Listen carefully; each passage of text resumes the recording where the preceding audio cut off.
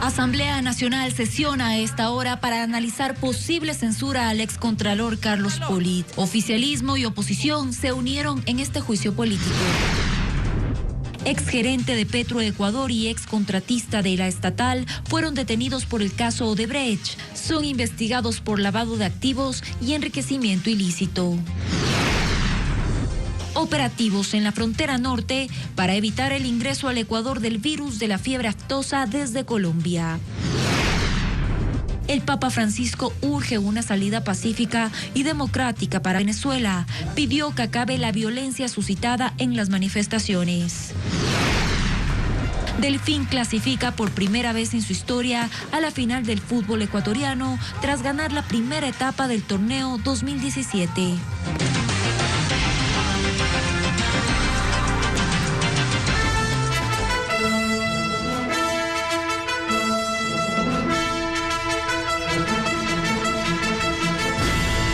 Las noticias en Televistazo con María Isabel Carminiani.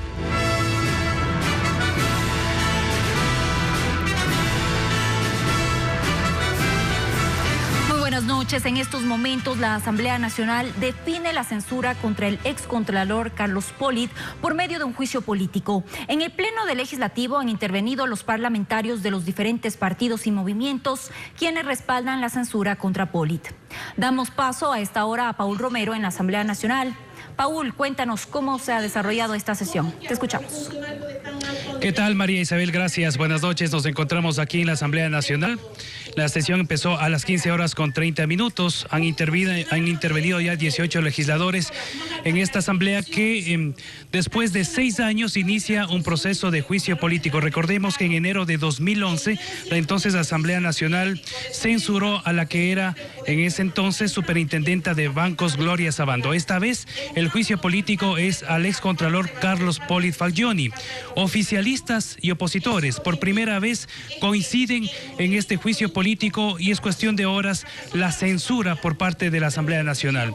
Llevan más de 6 horas de sesión y se ha debatido ya en el transcurso de estas horas tanto el informe de la Comisión de Fiscalización que sustentó el juicio político como a su vez el informe de pruebas de descargo y que fue presentado por parte del excontralor. Pero sobre detalles de lo que ocurrió esta tarde les tenemos a continuación el siguiente video. La tarde de este domingo, los legisladores acudieron a la Asamblea Nacional, un día poco frecuente para sesionar y menos para dar trámite a un juicio político. En los pasillos hubo un intenso e inusual movimiento. Oficialistas y opositores acudieron a la convocatoria del presidente de la Asamblea, José Serrano, para dar trámite al primer juicio político de la actual legislatura en contra del excontralor Carlos Polit, investigado por la justicia y con orden de detención por el caso Odebrecht. Antes que inicie la sesión del Pleno, el abogado de Polit, Hernán Ulloa, presentó un último documento en su defensa. Mediante el cual el doctor Carlos Polit Fagioni pide la suspensión de este proceso político. Pero todo fue tarde. La sesión empezó con 132 legisladores presentes de los 137 que integran el Pleno. Desde el oficialismo defendieron la celeridad con la que se tramitó el juicio político a Polit, como lo señaló la vicepresidenta de la Comisión de Fiscalización, Carla Chávez. Cualquier acto de corrupción, venga de donde venga, tiene que dársele la celeridad que el caso lo amerita, siguiendo y respetando el debido proceso. Pero no todos los oficialistas estuvieron de acuerdo con el juicio político. Jorge Yunda envió a su alterna y justificó su ausencia en Twitter. ¿Para qué voy a ir si ya renunció? Está disfrutando en Miami y todo huele a otro caso de impunidad. Mientras que los opositores se mostraron sorprendidos por la convocatoria al primer proceso de fiscalización. Uno de ellos, Franco Romero. Están buscando un chivo expiatorio, ¿verdad?, para curarse en salud por todo el tema de la corrupción que rodea al gobierno anterior. La sesión empezó con la lectura del informe de la Comisión de Fiscalización, luego con las pruebas de descargo de Polit. Esto duró cerca de 3 horas. Durante este tiempo, algunos legisladores conversaban, sonreían amenamente, también se alimentaban. Una vez que empezó el debate en una jornada en donde cerca de 40 legisladores están inscritos para intervenir. Hasta el momento han intervenido ya 19 legisladores de los que se han inscrito en la presidencia de la Asamblea Nacional para intervenir. Pero en el transcurso del debate, varios legisladores de oposición cuestionaron este trámite aquí en la Asamblea Nacional de juicio político en ausencia al contralor Carlos Pollitt, quien renunció antes de este proceso de legislación. Uno de ellos, Henry Cucalón. Escuchemos.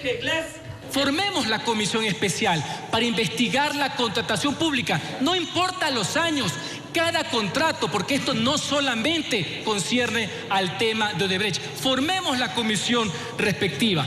El Contralor el día de hoy está caído, pero quien no puede estar caída es la Contraloría.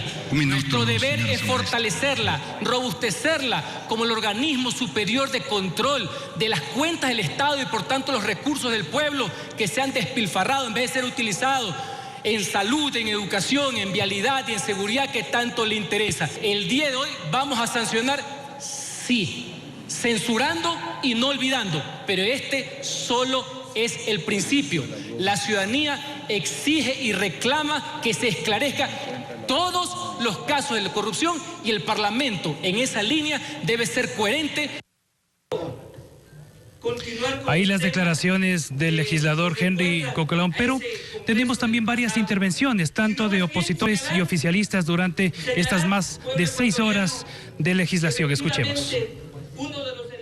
Por casi 3 horas, la secretaria de la legislatura leyó tanto el informe de la Comisión de Fiscalización como el escrito de defensa presentado en días pasados por el excontralor Carlos Pollitt. Pasadas las 6 de la tarde, el interpelante de este juicio, Daniel Mendoza, inició su intervención para argumentar las razones por las que Pollitt fue llamado a juicio político.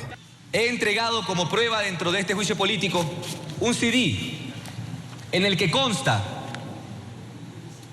el audio íntegro de la comparecencia del fiscal general de la Nación, Carlos Vaca Mancheno, quien en su comparecencia en la Comisión de Fiscalización y Control Político detalló claramente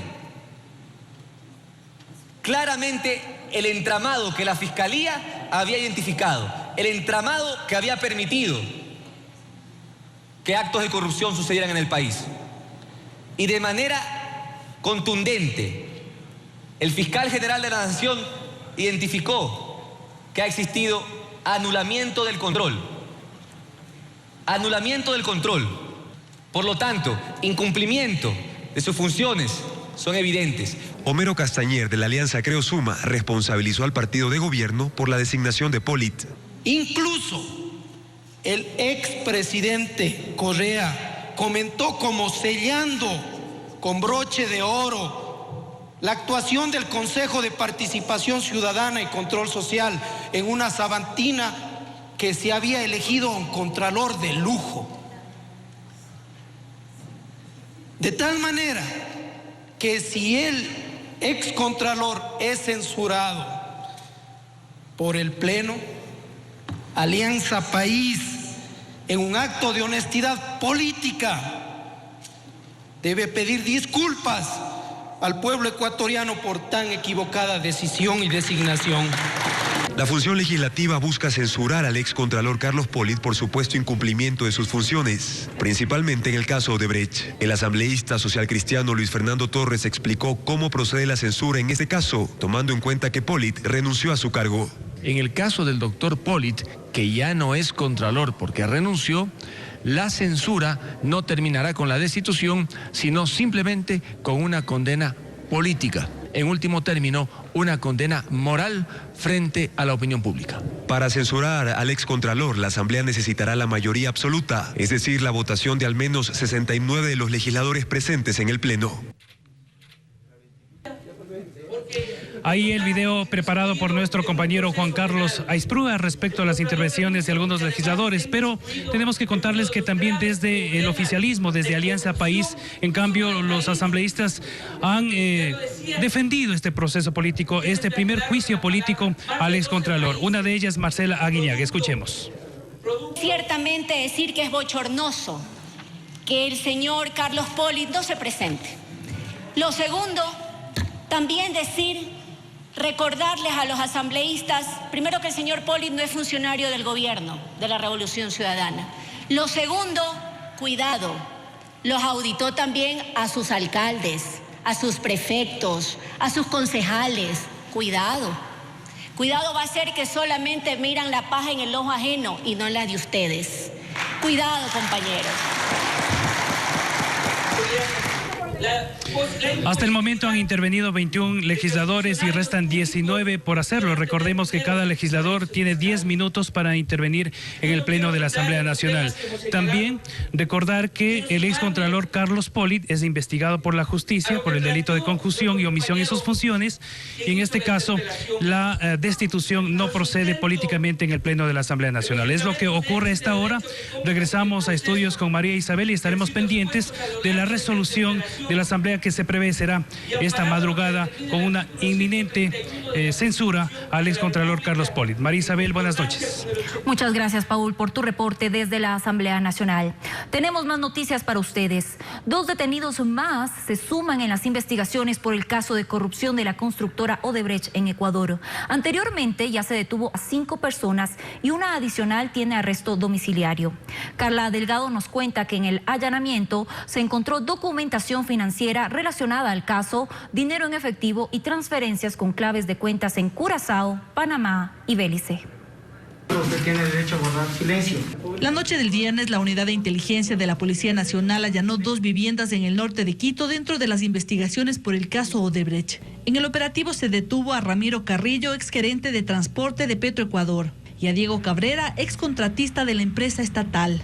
En la audiencia de formulación de cargos desarrollada este sábado, el juez Rodolfo Navarrete dispuso arresto domiciliario para Ramiro Carrillo por tener 66 años. Ordenó la enajenación de sus bienes y el bloqueo de cuentas bancarias. Según la Fiscalía, Carrillo, como gerente de transporte de Petroecuador, firmó el contrato para la construcción del poliducto Pascuales Cuenca con la empresa Odebrecht por un valor de $370 millones. La Fiscalía registró movimientos financieros inusuales de Carrillo a escala nacional y en el exterior. Al final de la audiencia, Alfredo Campaña, abogado de Carrillo, señaló que la detención de su defendido fue arbitraria e injusta. No existen montos porque mi cliente es una persona honorable, intachable. ¿De qué se lo está acusando? Se supone que de haber percibido algún ingreso ilegítimo, pero no existe prueba alguna en los documentos. En el caso de Diego Cabrera, excontratista de Petroecuador, el juez le dictó prisión preventiva, el bloqueo de sus cuentas y la incautación de bienes y el paquete accionario de sus compañías. Las investigaciones determinaron que era accionista de 22 empresas, 11 de ellas en proceso de disolución. Según la Fiscalía, los registros tributarios de Cabrera ascenderían a $2 millones, dinero que no está justificado. Incluso asegura que su nombre estaría en el Servicio de Rentas Internas como intermediario de empresas offshore. Luego de la audiencia, su abogada no dio declaraciones a la prensa. ¿De qué se lo está acusando? ¿De qué se lo está acusando? Nada tengo que decir, permítame, señores.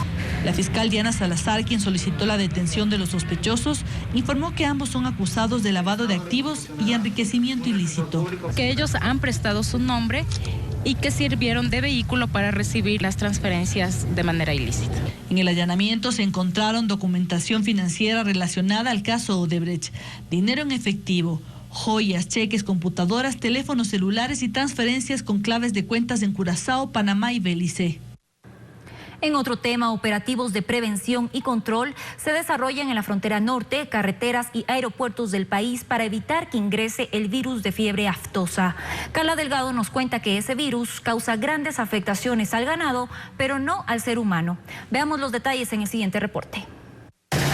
En la frontera norte se registra un mayor control sanitario, luego de que el pasado 24 de junio se confirmó un brote de fiebre aftosa en Colombia. Como medida preventiva para evitar la propagación del virus, Ecuador prohibió el ingreso temporal de toda mercadería pecuaria.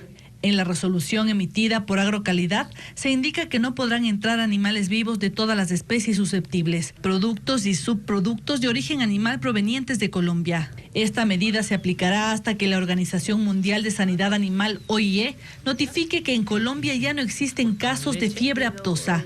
Este virus, que afecta únicamente al ganado, más no a los humanos, se caracteriza por la aparición de ampollas en la boca y en las pezuñas de los animales. Aquí en la frontera norte se han extremado los operativos de control, sobre todo para los vehículos que llegan desde el interior de Colombia. En este puesto de vigilancia, técnicos de Agrocalidad desinfectan los vehículos para eliminar el virus. Hernán Álvarez, director distrital de Agrocalidad, dice que el virus puede ser transportado en productos, vehículos e inclusive en los zapatos de las personas. Bueno, el virus en materia orgánica puede tener una viabilidad de hasta 30 días y si es que acaso en carnes y esta es sometida a congelación, puede vivir mucho tiempo más. Por ello, la rigurosidad en los controles. También hemos coordinado para que las unidades integradas de control fronterizo, donde está el ejército, la policía y aduana, también controlen el ingreso de animales en pie por los pasos ilegales. Los operativos que están apoyados por uniformados se cumplen además en carreteras. Allí se verifica que quienes circulen con ganado porten un certificado sanitario de movilización. En los aeropuertos, en cambio, el equipaje de los pasajeros que provienen de Colombia pasan por estos filtros y se han colocado alfombras sanitarias para desinfectar el calzado. Aquí existe una orden de decomisar todos los productos de origen bovino que no cuenten con registro sanitario y que provengan de Colombia. En mayo de 2015, la Organización Mundial de Sanidad Animal reconoció al Ecuador como un país libre de fiebre aftosa y se invirtió alrededor de $60 millones para erradicar esta enfermedad. Esta condición sanitaria abrió las puertas a nuestro país para el comercio internacional de productos cárnicos y lácteos. En la última campaña, alrededor de 4.335.000 reses fueron vacunadas contra el virus en Ecuador. Los operativos también se efectúan en Sucumbíos y Esmeraldas. 2 personas murieron y más de 20 resultaron heridas en el choque entre 2 buses interprovinciales ocurrido el sábado en la vía Durán-Yaguachi, provincia del Guayas. La Oficina de Investigaciones de Accidentes de Tránsito esclarecerá cómo se suscitó este accidente que habría sido ocasionado por un tercer vehículo. El impacto fue frontal. Ocurrió la mañana del sábado en la vía Durán-Yaguachi, provincia del Guayas. En el choque estuvieron involucrados un bus de la cooperativa Saracay, que cubría la ruta Santo Domingo-Guayaquil, y otro de la cooperativa Valencia, que iba de Guayaquil hacia Quevedo. El señor chofer gritó, a lo que se desvía el carro, como a los 7 segundos más o menos se escucha el golpe. 2 personas fallecieron, el cobrador de una de las unidades y un pasajero del otro bus. Los sobrevivientes rompieron ventanas para escapar de los vehículos. En total, se registraron 26 heridos. Según las primeras versiones, el causante del accidente sería un tráiler que se cruzó en la vía. Dispuse ya la retención del vehículo que deben llevarlo al canchón de la Comisión de Tránsito. Se trata del segundo percance en menos de 8 días en el que está involucrado un bus de la cooperativa Saracay. El pasado 23 de junio, un bus de esta cooperativa que cubría la ruta Quito a Guayaquil chocó contra un vehículo liviano causando 5 muertos y 12 heridos. Revisamos a continuación las noticias internacionales. El máximo jefe de las Fuerzas Armadas Revolucionarias de Colombia, Rodrigo Londoño Echeverry, alias Timoshenko, fue hospitalizado hoy en una clínica de Villavicencio debido a una afección cardíaca. Timoshenko, de 58 años, fue llevado de urgencia a una clínica para ser atendido porque el exguerrillero sintió fuertes dolores en el pecho, una sensación de mareo y latidos rápidos en su corazón. En un mensaje, Timoshenko dijo que su estado de salud es estable en este momento y también agradeció a los médicos por la atención recibida. Este domingo se registró un tiroteo frente a una mezquita en Aviñón, Francia. Según medios locales de ese país, 2 hombres encapuchados abrieron fuego e hirieron al menos a 8 personas. Los atacantes, armados con un rifle y una pistola, llegaron al lugar en un vehículo. Uno de ellos bajó del auto y disparó contra la gente que estaba en la calle. Los tiradores se fugaron y la policía los busca. El motivo de este tiroteo todavía se desconoce. El Papa Francisco llamó a la paz y a la democracia en Venezuela, que vive 3 meses de intensas protestas en momentos que el presidente Nicolás Maduro condecora a líderes de la Fuerza Armada que son acusados de violaciones a los derechos humanos. Fernando Terranova nos tiene los detalles en el siguiente reporte. Se denomina la resistencia de Venezuela. Protestan, pero apenas aparecen los policías o militares, corren. Quienes no pudieron ocultarse fueron afectados por las balas de goma y gases lacrimógenos, como este niño que es atendido en la vereda. Con el himno Gloria al bravo pueblo de Venezuela, se tomaron las calles para solicitar un giro a la política del gobierno y que se acabe su plan para cambiar la constitución del país. No es posible que nosotros vayamos a una constituyente que eso no va a resolver el problema del hambre, el problema de medicina, el problema de crisis que tiene nuestro país. Con más de 3 meses de manifestaciones, el Papa Francisco pidió nuevamente que no haya más violencia en Venezuela y se encuentren soluciones para salir de la crisis que golpea al país. Queridos hermanos y hermanas, le ofrezco a esta querida nación mis oraciones y expreso mi cercanía a las familias que han perdido a sus hijos en las protestas. Apelo a que se ponga fin a la violencia y a una solución pacífica y democrática a la crisis. En cambio, el presidente Maduro reafirmó su respaldo a las fuerzas del orden en Caracas, condecoró al jefe de la policía de la Guardia Nacional Bolivariana, Antonio Benavides Torres, quien es acusado de violaciones contra los derechos humanos por la violencia contra manifestantes. Para esta semana se espera la llegada de cientos de jóvenes que marchan desde varias ciudades hacia Caracas para unirse a la protesta. Un apagón masivo deja sin suministro eléctrico a millones de personas en Centroamérica. El corte de energía provocó caos en las calles y en las estaciones de trenes y hasta interrumpió un discurso del presidente de Panamá. Veamos más noticias del mundo en el siguiente informe. El apagón llegó a las más altas esferas de Panamá. Extraordinaria. Ocurrió cuando el presidente Juan Carlos Varela daba un reporte de su trabajo ante el Congreso de ese país.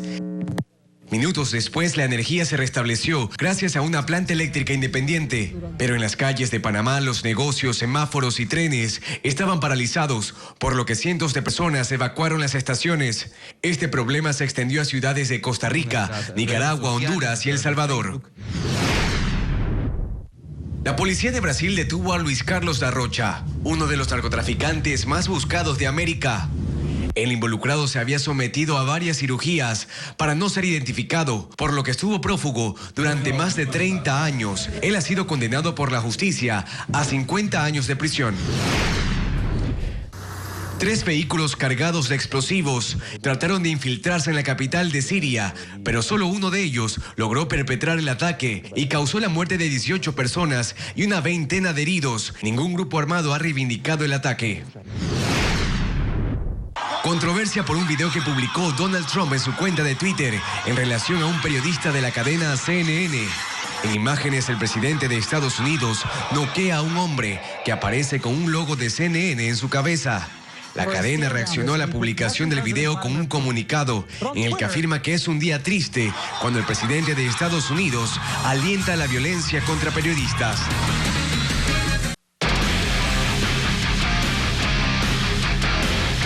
En la información deportiva, Delfín de Manta hizo historia al ganar la primera etapa del fútbol ecuatoriano. Con una goleada sobre Liga de Quito, los manavitas lograron ingresar a la Copa Libertadores 2018 y Daniel Navas nos tiene este informe.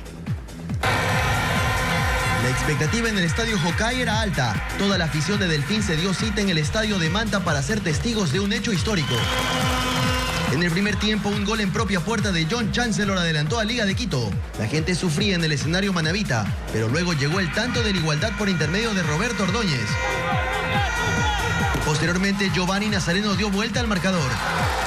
Y finalmente, un nuevo gol de Ordóñez y otro tanto de Francisco Mera sentenciaron el 4-1 final. El triunfo permite que Delfín se convierta en ganador de la primera etapa del campeonato a falta de una fecha para el final y clasifique por primera vez en su historia a la Copa Libertadores. La verdad que era algo que queríamos, algo soñado. Nada más lindo disfrutarlo así con nuestra gente, con nuestra familia, con la gente que siempre está atrás de nosotros.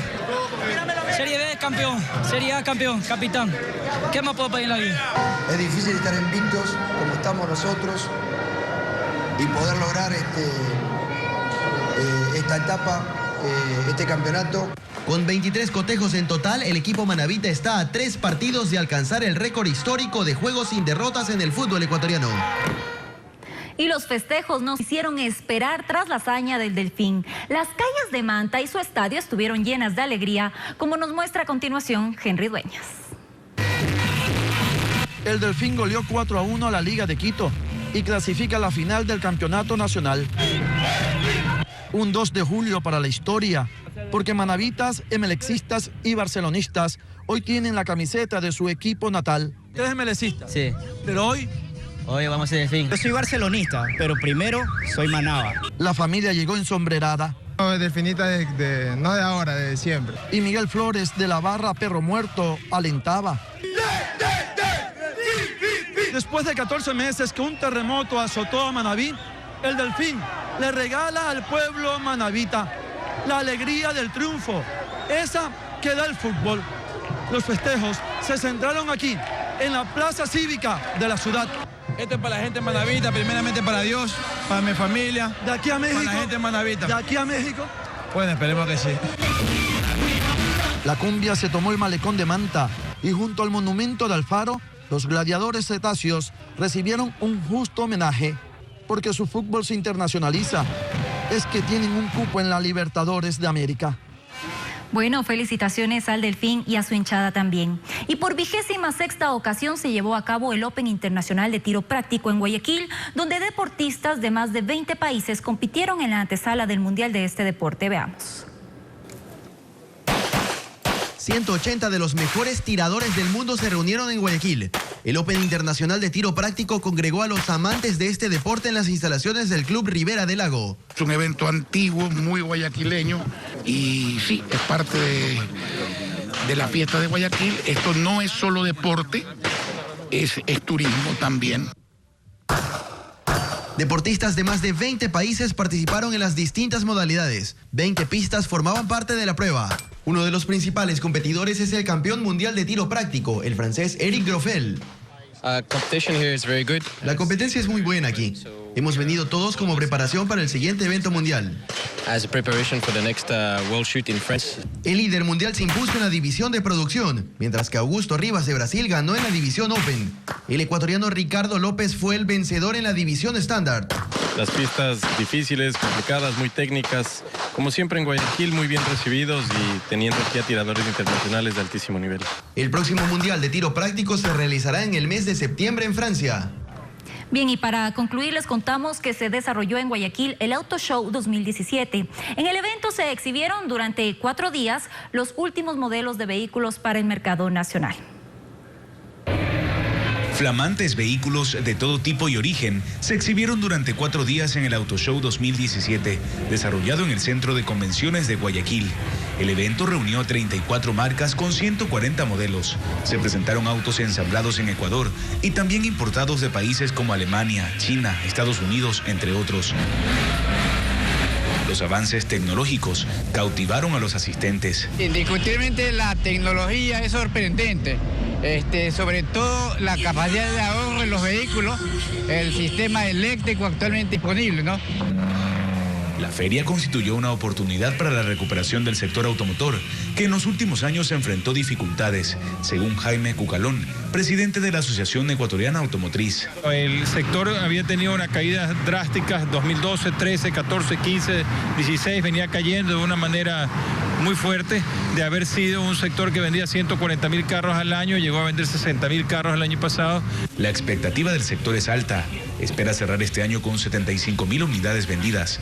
Cucalón sostiene que la reciente eliminación de las salvaguardias y la liberación de los cupos de importación contribuyen a ese objetivo. Pero lo más difícil que tuvo el sector automotriz fue los cupos con los que estuvimos desde el 2012 y eso nos tuvo restringidos completamente las ventas de vehículos, restringido la variedad de modelos con que podíamos ofrecerle a los compradores. Hoy que no tenemos cupos, podemos darle a los compradores muchísimos más modelos para escoger a muchísimos mejores precios.